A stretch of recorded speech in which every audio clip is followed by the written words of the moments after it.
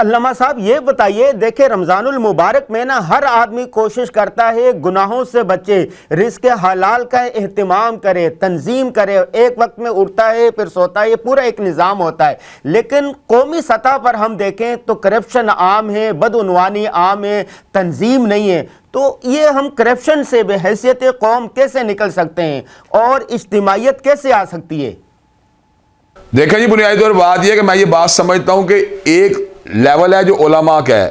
علماء کے لیول پہ درس و تدریس ہوتی ہے، اور ایک لیول جو ریاست اور حکومت کا ہے. ریاست اور حکومت کے بعد قوت نافذہ موجود ہوتی ہے. اگر وہ قوت نافذہ کو ان عناصر کے خلاف اور ان جرائم کے خلاف اور ان جو ہے نا قباحتوں کے خلاف متحرک کرے جو معاشرے میں فساد پیدا کرتے ہیں، جو معاشرے میں افتراق پیدا کرتے ہیں، جو معاشرے کے اندر جو ہے نا کرپشن پیدا کرتے ہیں، تو یقیناً ایک بہت بڑی تبدیلی آ جاتی ہے. ایک بات ہے، میں کہتا ہوں کہ رشوت لینے والا اور دینے والا جو ہے نا جہنمی ہے، یہ ایک نصیحت ہے، یہ ایک خیر خواہی کا درس ہے. لیکن دوسرے اگر رشوت لینے والے اور دینے والے کو باقاعدہ طور پر سزا مل رہی ہو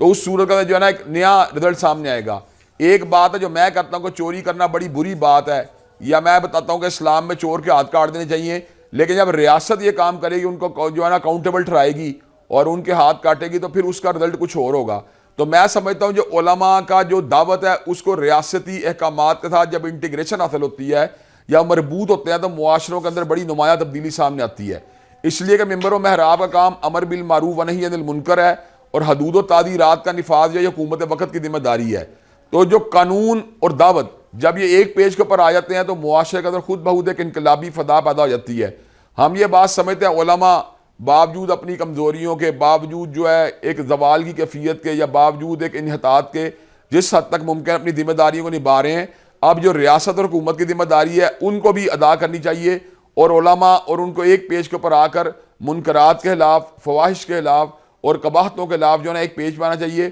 اور معروف کی پروموشن کے لیے اور معاشرے میں اچھائی کی جو ہے نا حوصلہ افزائی کے لیے بالکل اپنا کردار جو یکسو ہو کے ادا کرنا چاہیے.